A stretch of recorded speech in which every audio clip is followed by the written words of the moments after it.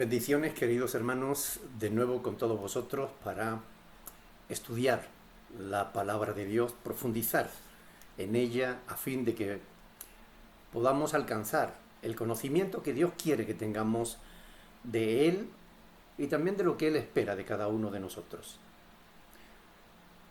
Doy gracias a Dios porque puedan estar viendo este vídeo, porque significa que están bien. Espero que también vuestras familias lo estén. Y vamos a estudiar, pero antes vamos a orar al Señor para que Él nos guíe. Recuerden que lo que estudiamos no es palabra de hombre, es palabra de Dios y por tanto necesitamos la ayuda del Espíritu Santo que la inspiró para que también nos dé entendimiento para poder comprenderla. Quizás en esto fallan algunas gentes, en que no acuden a Dios pidiendo auxilio para poder entender su palabra. Por eso la interpretan de su propio corazón y se desvían de la verdad. Vamos a orar, vamos a pedirle al Señor que Él nos ilumine. Padre del cielo, muchas gracias por habernos dejado esta palabra hermosa que podemos investigar, escudriñar, meditar, estudiar en definitiva. Muchas gracias.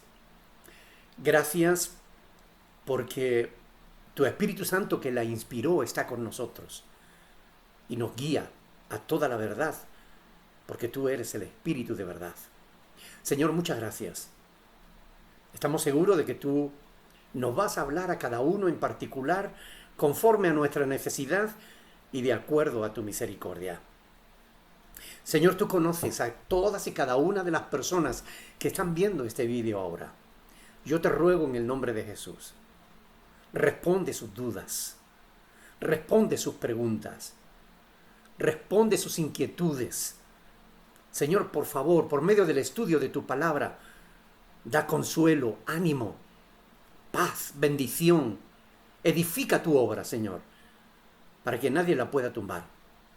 Ayuda a mis hermanos a salir de los errores en los que han vivido y guíalos a la verdad que libera. Padre, te lo pedimos en el nombre de Jesús, sabiendo que tú tienes poder para hacerlo. Amén. Bien, estamos estudiando la epístola del apóstol Pablo a los romanos y nos quedamos en el capítulo 1, versículo 5. Y no terminamos el versículo 5. Ese versículo que dice, y por quien recibimos la gracia y el apostolado para la obediencia a la fe en todas las naciones por amor de su nombre. Ahí es donde nos quedamos y donde hoy continuamos. Siguiendo con este pasaje, dice, por amor de su nombre.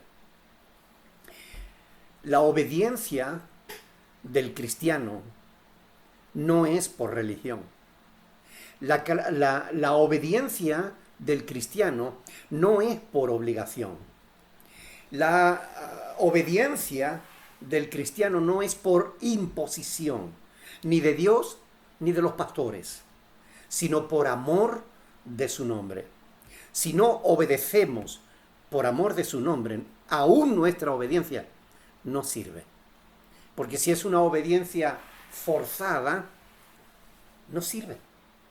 Lo que cuenta es la obediencia que nace en el amor a Dios. Esa es la obediencia que cuenta. ¿Amas a Dios? ¿Cómo demuestras tu amor a Dios? ¿Obedeces a Dios o no? ¿Eres de las personas que cuando aprendes algo de Dios inmediatamente lo aplicas a tu vida, o de las que te hacen remolón? De los que buscas triquiñuelas para evadir la responsabilidad de hacer la voluntad de Dios.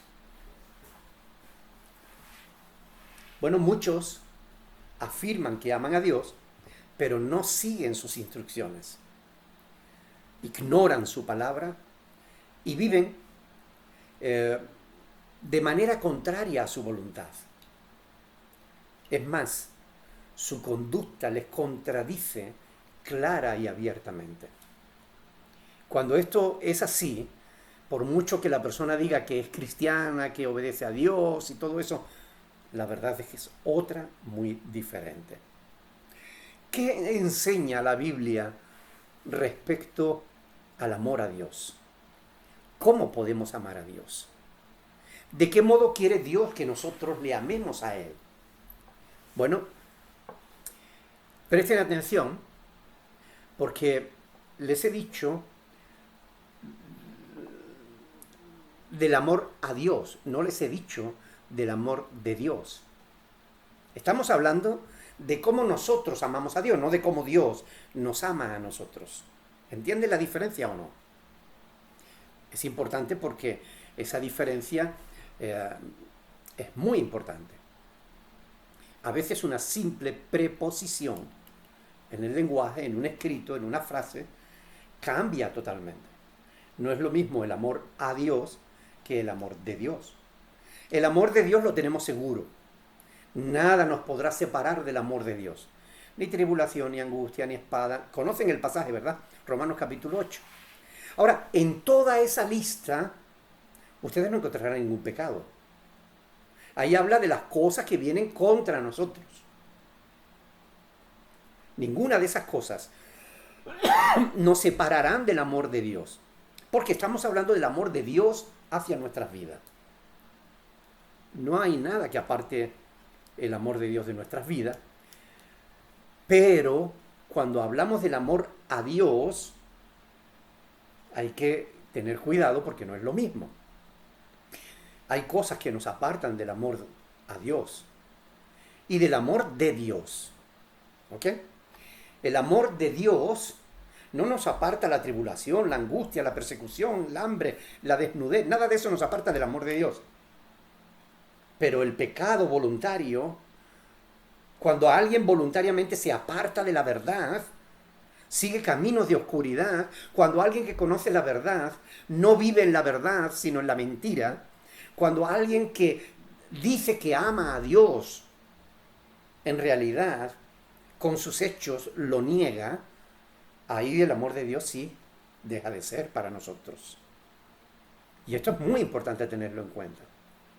Ya hablaremos más adelante de este tema, ¿no? Pero lo que quiero es que se den cuenta de cuán importante es prestar atención a las palabras. Cuando estamos estudiando un texto. Y un texto está compuesto de palabras. Y una palabra puede cambiar el sentido del texto. Incluso un signo, una coma.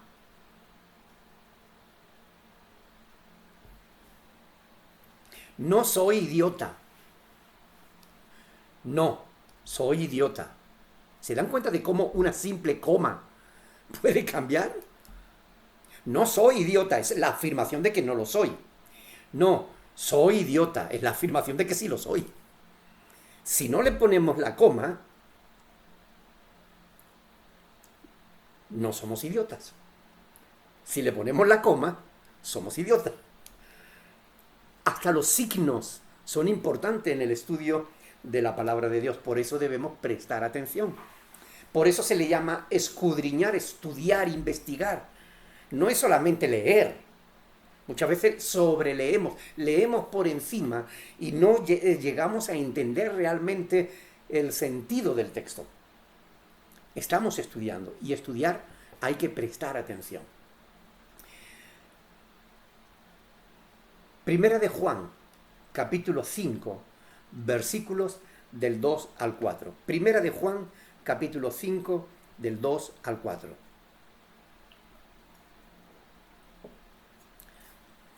Dice la palabra del Señor: en esto conocemos que amamos a los hijos de Dios, cuando amamos a Dios y guardamos sus mandamientos. Pues este es el amor a Dios, que guardemos sus mandamientos. Este es el amor a Dios, que guardemos sus mandamientos. Si tú quieres amar a Dios, guarda sus mandamientos. Si dice que amas a Dios, debes demostrarlo en la obediencia. Si no obedeces a Dios, no estás guardando sus mandamientos, entonces tú no estás amando a Dios. Es así de simple. De modo que el amor a Dios no se demuestra con palabras, diciendo yo amo a Dios, una barbaridad. No. Ni tampoco se demuestra cantando. Ay, yo canto muchas alabanzas, de esa manera yo amo a Dios. No, a Dios no se le ama alabando, cantando, ni llevando una pegatina de un pececito en el coche. Tampoco se le ama a Dios de esa manera. A Dios se le ama cuando se le obedece, conforme a la voluntad clara, objetiva y específica que Él ha dejado escrita en su palabra. Yo lo puedo decir más alto, pero no más claro. Y quiero que ustedes lo entiendan. El amor a Dios es el guardar sus mandamientos. Y sus mandamientos, dice ahí, no son gravosos. Algunos se dan golpes de pecho hablando de lo buenos cristianos que son. Pero en realidad, si no cumplen con el A, B, C del Evangelio, en realidad simplemente son mentirosos. Para los religiosos no creyentes, porque ustedes sabían que hay religiosos no creyentes, sí, creen en la religión, pero no creen en la palabra de Dios. Así los hay. Son gente muy religiosa. Las iglesias católicas, no puedo decir que estén llenas de estos, porque las iglesias católicas están vacías, ¿verdad? Y cada día más. Pero los que hay en la iglesia católica, la mayoría son religiosos, pero no creen. No creen en Dios, no creen en su palabra, creen en lo que el curita le dice y punto. Y muchas iglesias neopentecostales, pentecostales y neopentecostales, están llenas de gente que igualmente son religiosos, pero no creen. No creen la verdad. Creen lo que sus apóstoles, falsos profetas, maestros, pastores falsos les dicen. Para los religiosos no creyentes, uno de los mandamientos más difíciles de cumplir tiene relación con el dinero. Por ponerle un ejemplo, ¿verdad? Todo lo relacionado con ese tema les cuesta muchísimo. Desde que grabé el vídeo del diezmo, mucha gente lo toma como una excusa para no apoyar la obra de Dios. Pero quien hace eso, lo único que demuestra es su falta de fe y sobre todo su falta de obediencia a la palabra de Dios. Porque la palabra de Dios enseña que debemos sostener la obra de Dios. Debemos ofrendar para los necesitados. Debemos ofrendar para que por medio de las ofrendas podamos sostener los ministerios, la obra de Dios. Es cierto que hay falsos pastores que lo único que están interesados es en sacar el dinero a la gente. Aléjense de todo ese tipo de personas, pero no lo tomen como una excusa para no cumplir con el deber de sostener la obra de Dios, porque es un deber. Para el cristiano que de verdad tiene fe en Dios y en su palabra, el dinero no es lo más importante, porque sabe que Dios no le pide lo que no tiene. Dios no te pide que le des lo que no tienes. Dios solo te pide una ofrenda voluntaria de lo que ya Él te dio de antemano. De modo que cuando tú ofrendas, no ofrendes para que Dios te dé más. Ofrenda por gratitud porque ya Dios te dio antes. ¿Entiendes la diferencia? ¿Cuánta falta de fe, de obediencia, de comprensión hay al respecto de estas cosas en la iglesia actual? Algunos pastores me escriben confundidos, lamentándose. Saben que no es correcto y que no deberían pedir diezmos, mucho menos exigirlo. pero quieren saber, y si no los pido, ¿cómo sostendría la iglesia? Y yo les doy testimonio para la gloria de Dios, de que en nuestra congregación no se sostiene por medio de diezmos, ni ofrendas especiales, ni primicias, ni pactos, ni ninguna otra mentira ni artimaña mentirosa para sacarle el dinero a la gente. Nuestra congregación solo toma una ofrenda voluntaria el domingo durante el servicio de adoración a Dios. Y ahora, fíjense, que ni siquiera nos estamos reuniendo en el local. Los hermanos siguen ofrendando voluntariamente porque entienden su compromiso con Dios, aman a Dios y obedecen a Dios de esta manera, sin que nadie tenga que estar detrás de ellos con el látigo, sin que nadie les tenga que estar presionando. Cuando se enseña la verdad, la gente lo agradece y la gente obedece a Dios por amor de su nombre. No lo hace por obligación, no lo hace porque estén detrás de Él. Lo hace por amor al nombre del Señor. Los verdaderos hijos de Dios saben que es parte de su responsabilidad sostener la obra de Dios. Y lo hacen sin que les resulte una carga, porque lo hacen por amor a Dios y dan conforme a sus fuerzas. El que puede dar más, da más, y el que no puede dar, no da. Y no pasa nada.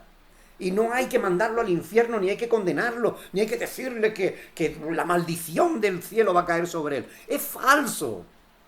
Eso no está bien. Como digo, para la gloria de Dios, hasta el día de hoy, y hace ya muchos meses que no nos estamos reuniendo, 4 meses. Y sin embargo, no nos ha faltado para pagar. Dios ha sido fiel, como siempre, y ha bendecido a los que le bendicen. Así que fe y obediencia, como digo, que fíjate que la une aquí el apóstol Pablo en este versículo 5 de Romanos capítulo 1, para la obediencia a la fe en todas las naciones por amor de su nombre. Fe y obediencia están estrechamente unidos, porque son causa y consecuencia. La fe es la causa, la obediencia la consecuencia de la fe. Hay quienes piensan que teniendo fe no tienen nada más que hacer, que pueden vivir desobedeciendo a Dios y que su fin, al fin, les salvará, que su fe al fin les salvará. Ese pensamiento no está sacado de la Biblia.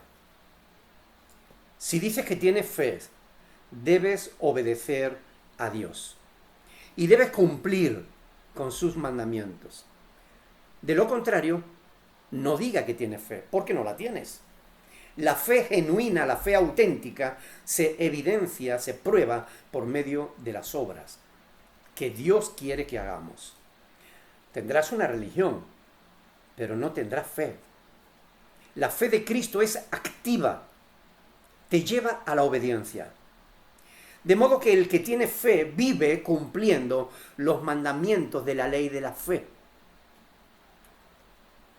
Fíjense bien, no he dicho los mandamientos de la ley de Moisés o los mandamientos de la ley de las obras. He dicho los mandamientos de la ley de la fe. Porque hay diferencia. Como veremos más adelante, aunque ahora lo vamos a leer,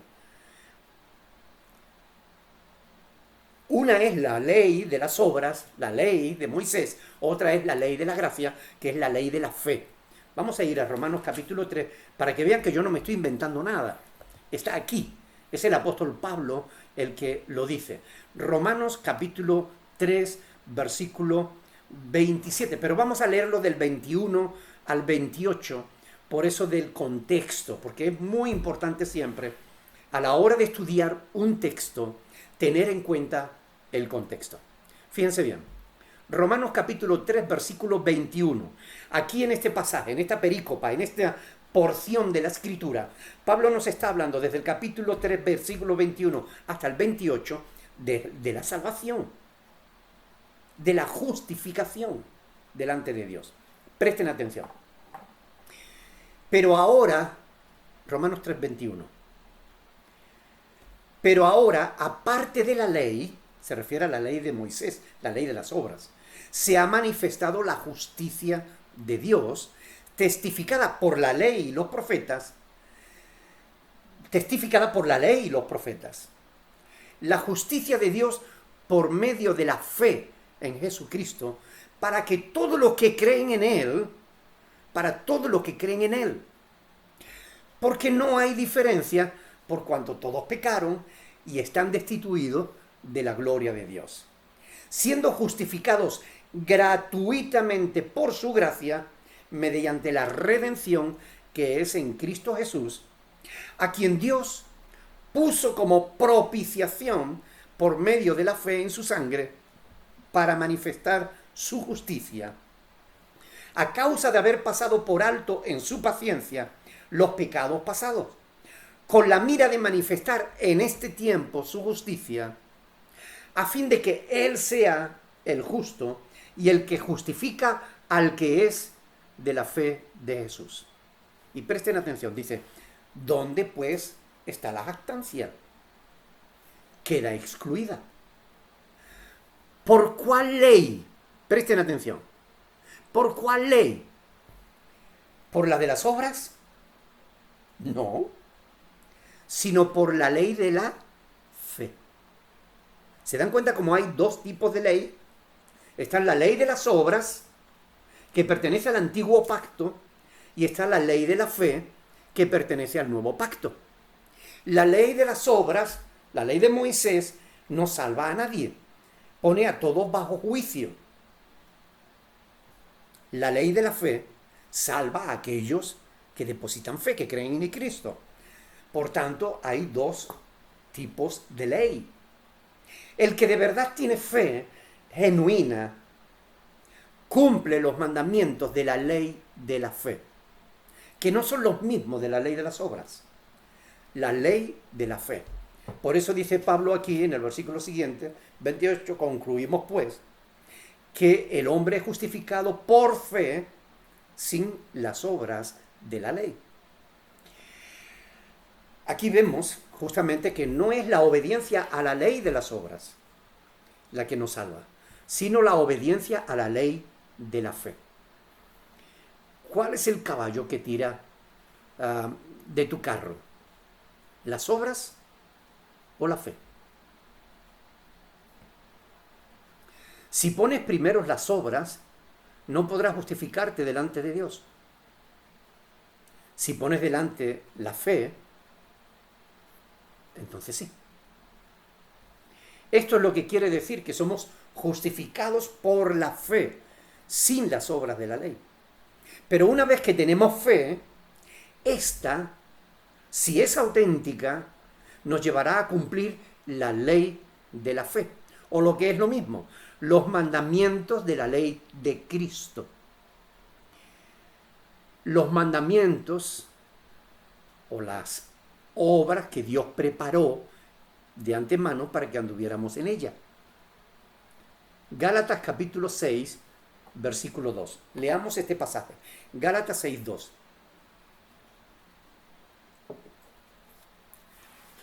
Pablo dice, sobrellevad los unos las cargas de los otros y cumplid así la ley de Cristo.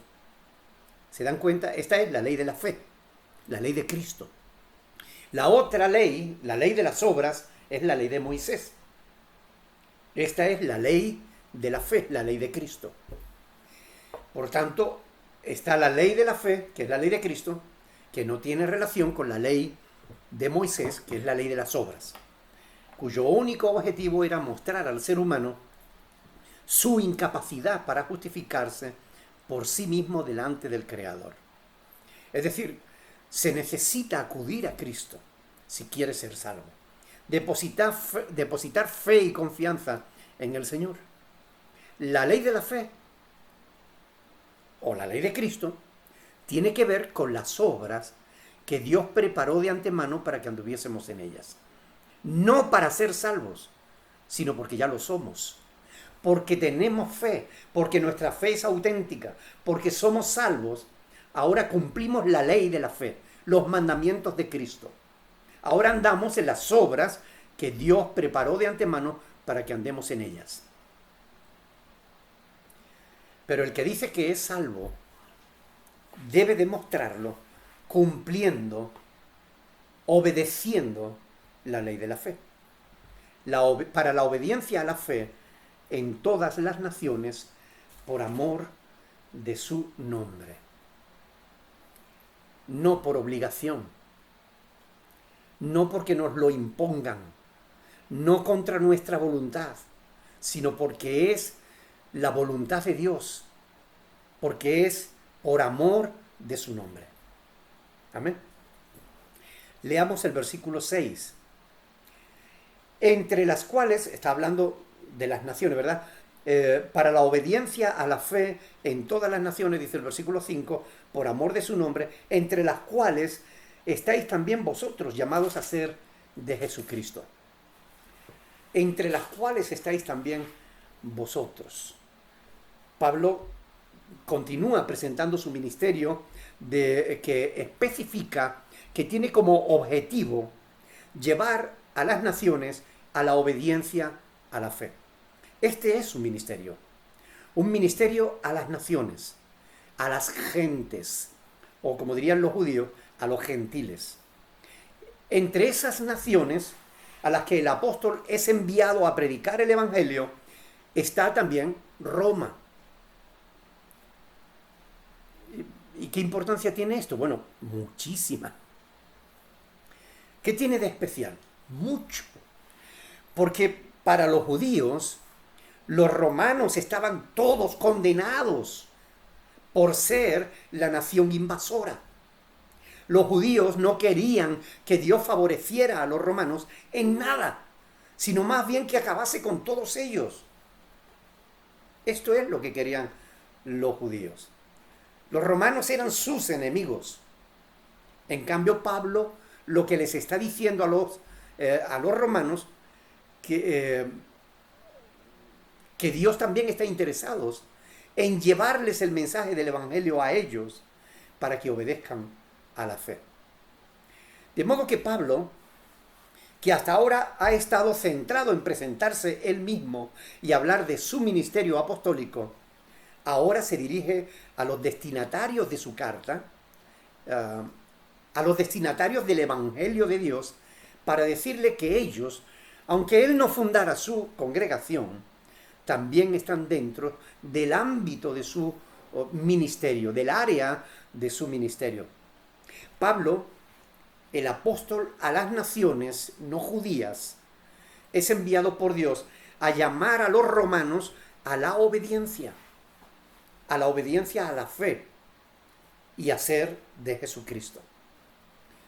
¿Se imaginan cómo debían sentir, cómo debían sentar estas palabras a los judíos que pudieran conocerlas? Cuando un judío leyera esta carta de Pablo a los romanos, dice, ¿cómo?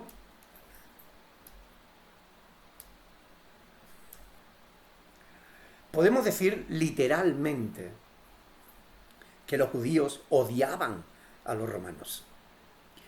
Pero Pablo no quiere que no quede ningún atisbo de duda, y desde el principio, antes de llegar a Roma, quiere dejar claro que no es llamado a predicar solo a judíos. Es más, él fue específicamente llamado a predicar a los gentiles, a las naciones. Y Roma necesitaba el evangelio como todas las demás naciones. Esto debe tener una repercusión en nuestro modo de ver a nuestros enemigos. Porque a veces tenemos enemigos. Gente que por diversas razones no nos caen bien o nos han hecho daño. Reconozcamos que hay personas a las que nos gustaría que no les fuera bien. Pero esa no es la voluntad de Dios. Nos gustaría que Dios no les bendijera, pero esa no es la voluntad de Dios. Lo que este pasaje nos está enseñando es que Dios quiere bendecir a todo el mundo, también a nuestros enemigos. No podemos negarnos a predicarles el Evangelio porque nos caigan mal o porque alguna vez nos hicieron daño. Quizás ellos necesiten más el Evangelio que ningún otro. Debemos predicarles, y no solo predicarles de palabra, sino con el ejemplo. De modo que si ellos nos hicieron mal, nosotros le tenemos que responder con bien, porque esa es la voluntad de Dios. Más adelante lo estudiaremos, pero fíjense conmigo en el capítulo 12 de Romanos. Este es un pasaje importantísimo que todos los creyentes debieran meditar. Fíjense, capítulo 12, versículo 17. No paguéis a nadie mal por mal. ¿Lo oyeron? No paguéis a nadie mal por mal. Procurad lo bueno delante de todos los hombres.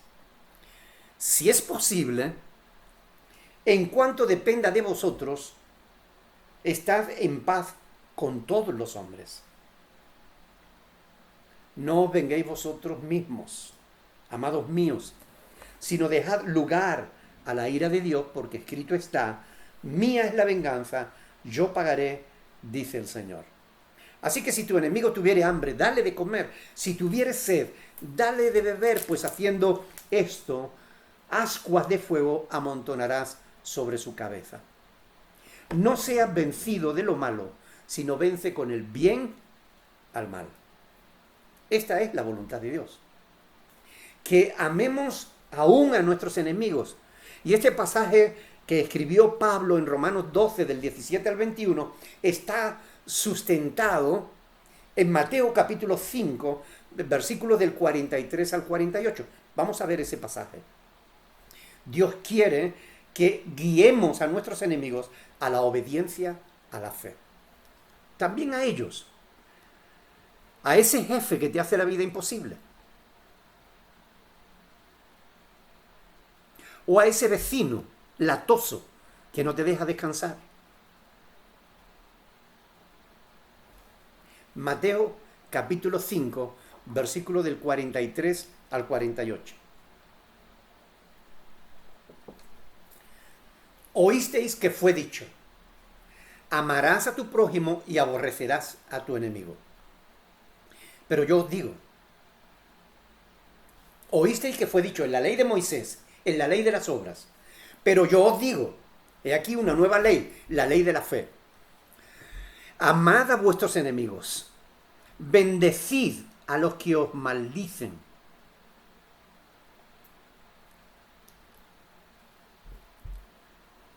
Ningún pastor debería maldecir a nadie.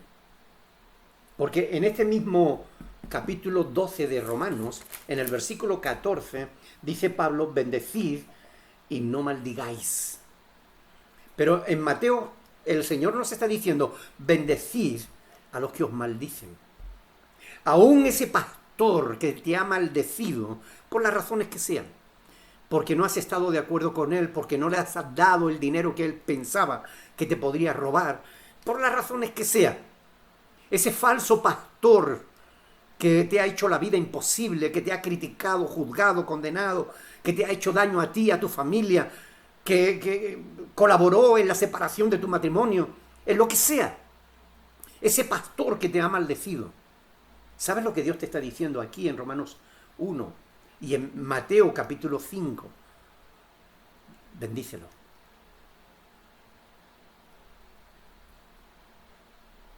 Bendecid a los que os maldicen. Haced bien a los que os aborrecen. Orad por los que os ultrajan y os persiguen, para que seáis hijos de vuestro Padre que está en los cielos, y que hace salir su sol sobre malos y buenos, y que hace llover sobre justos e injustos. Porque si amáis a los que os aman, ¿qué recompensa tendréis? ¿No hacen también los mismos los publicanos? Y si saludáis a vuestros hermanos solamente, ¿qué hacéis de más? ¿No hacen también así los gentiles? Sed pues vosotros perfectos, como vuestro Padre que está en los cielos es perfecto. Esta es la voluntad de Dios para nuestras vidas. Esta es la palabra de Cristo, el mandamiento de la fe, la ley de la fe que debemos cumplir.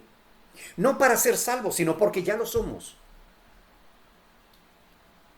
Por cierto, con estas últimas palabras de ser perfectos, como vuestro Padre que está en los cielos es perfecto, quiero decirles algo, ¿no?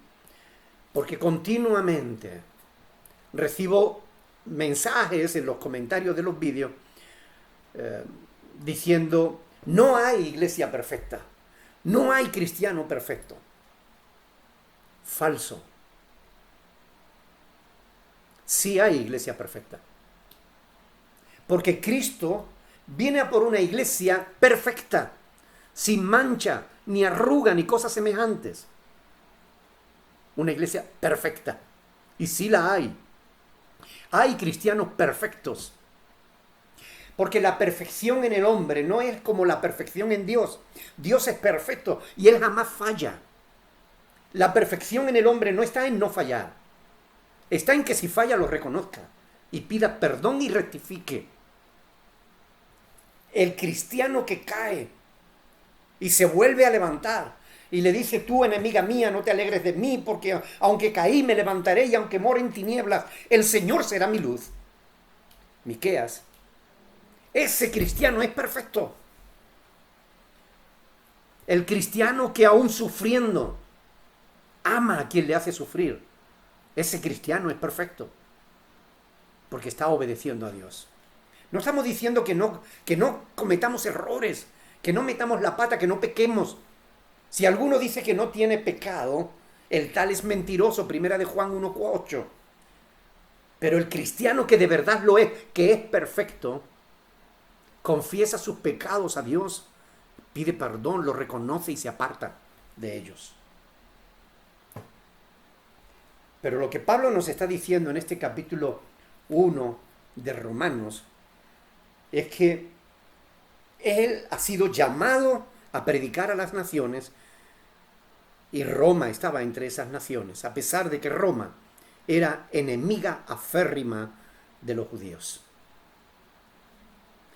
También nuestros enemigos son llamados a ser de Jesucristo, entre las cuales estáis también vosotros llamados a ser de Jesucristo. El Evangelio es un llamado a ser de Cristo, dirigido a todos, a judíos, a gentiles, a buenos, a malos, entre los cuales también estaban los romanos. Por ese motivo, la carta a los romanos estaba dirigida en su mayor parte a gentiles. Romanos capítulo 11, versículo 13 dice, porque a vosotros os hablo, gentiles, por cuanto soy apóstol a los gentiles, honro mi ministerio. En Efesios capítulo 2, versículo del 14 al 16, Efesios capítulo 2, del 14 al 16, dice lo siguiente.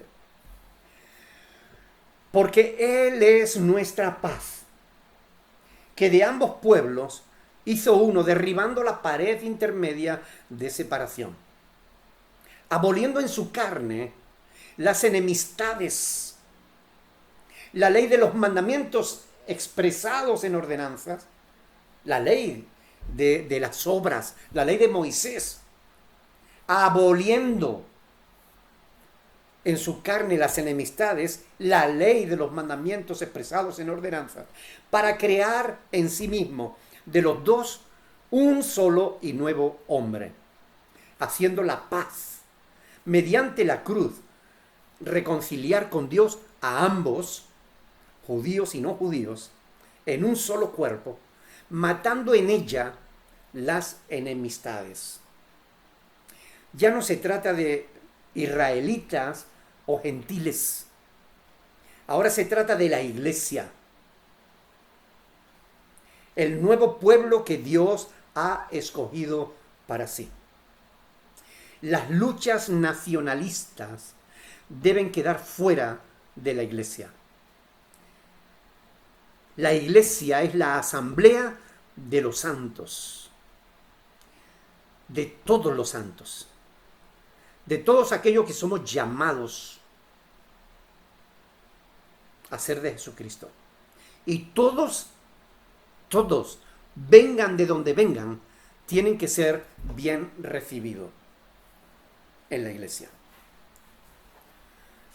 Hay iglesias en los que si vienen de Estados Unidos, de Inglaterra o Alemania, son bien recibidos.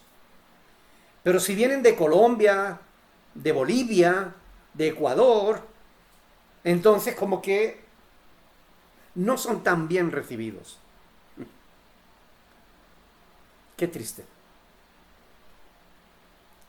¿Saben lo que dice el Señor? Primera de Pedro, capítulo 1, versículo del 9 al 10. Primera de Pedro, capítulo 2, del 9 al 10. Dice, mas vosotros, y en ese vosotros vais a ver quiénes están incluidos. Todos los que creen en Cristo. Mas vosotros sois linaje escogido. Es decir, vais a ser de la mejor familia. Real sacerdocio. El estatus más alto. Nación santa.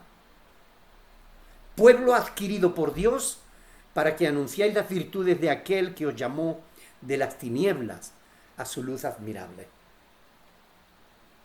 Vosotros que en otro tiempo no erais pueblo, pero que ahora sois pueblo de Dios. Que en otro tiempo no habíais alcanzado misericordia, pero que ahora habéis alcanzado misericordia. Fíjense, es importante señalar que estas palabras no fueron dirigidas a los judíos. No fueron dirigidas solamente a Israel, sino a la iglesia. Porque como Pablo dice en otro lugar, ya no hay judíos ni griego, no hay esclavo ni libre, no hay varón ni mujer, porque todos vosotros sois uno en Cristo Jesús. Gálatas capítulo 3, versículo 28. Cuando dice que todos somos uno en Cristo, se refiere a que somos un cuerpo en Cristo, miembros los unos de los otros. Por tanto, nos necesitamos todos. Nadie es prescindible en la iglesia. Vengan de donde vengan. De Estados Unidos o de Perú. De Inglaterra o de Argentina. De Alemania o de Bolivia. Da igual de donde vengan. Somos uno en Cristo Jesús. Todos somos llamados a ser de Jesucristo, a la obediencia, a la fe y a ser de Jesucristo. Esto es lo que Pablo está diciendo. Ese era su ministerio. Era apóstol a las naciones, a todas. Ahora, ¿qué significa eso de ser de Jesucristo? Significa tener conciencia de que le pertenecemos, de que no somos nuestros. Nuestra vida no es nuestra, no nos pertenece, le pertenece a Dios. ¿Recuerdan que fuimos comprados por precio? Sabiendo que fuisteis rescatados de vuestra vana manera de vivir, la cual recibisteis de vuestros padres, no con cosas corruptibles. Fuimos rescatados no con oro o plata, sino con la sangre preciosa de Cristo, como de un cordero sin mancha y sin contaminación. La sangre de Cristo no fue derramada para proteger tu coche, ni para proteger tu casa. La sangre de Cristo ni siquiera fue derramada para proteger a tus hijos. La sangre de Cristo fue derramada para el perdón de tus pecados y el de los míos. Porque nuestros pecados nos hicieron esclavos de la maldad. y pertenecíamos al reino de las tinieblas. Y Dios pagó por nuestra liberación con la vida de su propio Hijo. No para que sigamos otra vez viviendo en pecado, ni para que hagamos diferencia entre unos y otros, sino para que obedezcamos a la fe, porque hemos sido llamados a ser de Jesucristo. La sangre de Cristo no es un amuleto que podamos invocar en nuestro beneficio material. Invoco la sangre de Cristo sobre mi negocio. Está blasfemando. La sangre de Cristo fue derramada para nuestro beneficio espiritual, no material. Quien hace uso de la sangre de Cristo para ungir su coche, su casa, sus hijos, su negocio, no tiene ni la más remota idea de cuál es la verdad. La verdad está aquí contenida en la palabra de Dios. Está en oscuridad y en tinieblas. La religión le ha vuelto necio y no sabe de lo que habla. Como está escrito en 1 de Juan 1, del 6 al 7. Si decimos que tenemos comunión con Él y andamos en tinieblas, mentimos y no practicamos la verdad. Pero si andamos en luz como Él está en luz, tenemos comunión unos con otros y la sangre de Jesucristo nos limpia de todo pecado. ¿Vieron? La sangre de Cristo nos limpia de todo pecado. La sangre de Cristo no está para otras cosas, está para eso. De modo que somos llamados a la obediencia a la fe. Todos, en todas las naciones, somos llamados a la obediencia a la fe y a ser de Jesucristo.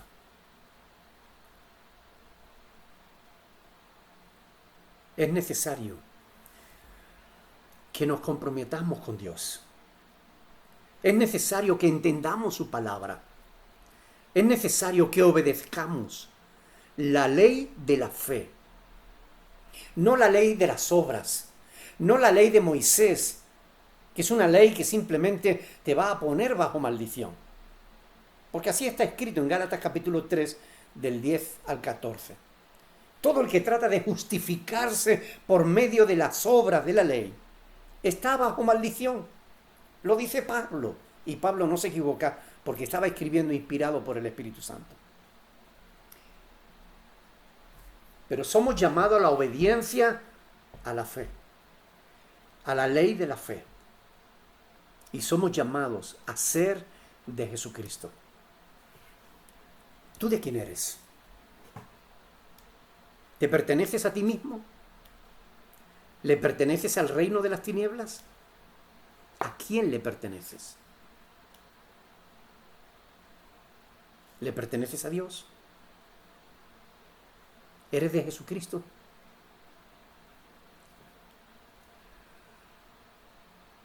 Es la voluntad de Dios que así sea.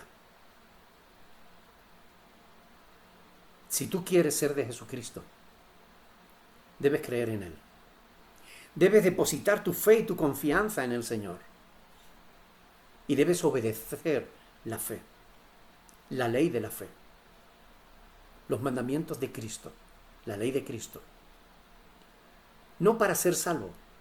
Para ser salvo lo único que necesitas es creer que Jesucristo es el Señor, que Dios lo levantó de los muertos. Si tú crees eso de todo corazón y lo confiesas con tu boca, dice el apóstol Pablo que serás salvo. Pero después comprobaremos si de verdad lo has hecho de corazón, porque veremos que caminas en obediencia a la fe. Si después de confesar a Cristo como tu Salvador no obedeces la fe, tú no has nacido de nuevo. No te autoengañes, ni trates de engañar a nadie. Desde luego a Dios no le vas a engañar. Pablo lo dice también, Gálatas capítulo 6, versículo 7. No os engañéis, Dios no puede ser burlado. Todo lo que el hombre sembrare, eso también segará. Por tanto, si quieres ser de Jesucristo, acude al Señor. Pídele perdón por tus pecados. Pídele que perdone todos tus pecados. Pídele que Él entre en tu corazón. Pídele que te ayude a caminar en la ley de la fe. Así serás de Jesucristo. Hagamos una oración para que Dios nos ayude. A todos. También a los que hace tiempo que ya somos de Jesucristo, pero que necesitamos de vez en cuando meditar en cómo andamos, en cómo hacemos las cosas, en si estamos o no haciendo la voluntad de Dios. Oremos, pidámosle a Dios que nos ayude. Padre del cielo, gracias por tu bondad para con nosotros. Qué hermosa tu palabra, Señor. Qué hermoso poder meditar en ella, poder acudir a ti, Señor, y ir aprendiendo de, Señor, cuál es tu voluntad para nuestra vida. Y sabemos que tu voluntad para nosotros, Señor, no nos perjudica. Todo lo contrario, es para bendición de nuestras vidas. Señor, gracias. Llévate la gloria, la honra, la alabanza, porque tú y nadie más lo mereces, Señor. Gracias por estar con nosotros, por ayudarnos, por sostenernos, por bendecirnos. Gracias. Bendice a todos y cada uno de mis hermanos esparcidos por toda la faz de la tierra, especialmente a aquellos que sufren. Señor, me acuerdo de Silvia, que me ha escrito hoy, está en una situación difícil. Yo te ruego en el nombre de Jesús que tú le demuestres cuánto la amas, Señor, sacándola de su situación, haciendo que su familia deje de hacerla sufrir, Señor. Bendice a Silvia, Padre, en el nombre de Jesús.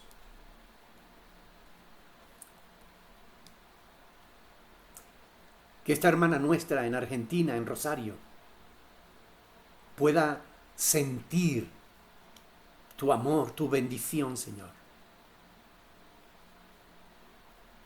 Que ella pueda sentir tu presencia de una manera, Señor, que le dé fuerzas para seguir adelante, para que nunca más se sienta sola, Señor. Ayúdala en el nombre de Jesús. Levántala con poder, Señor. Que ella pueda decir con confianza, yo soy de Jesucristo.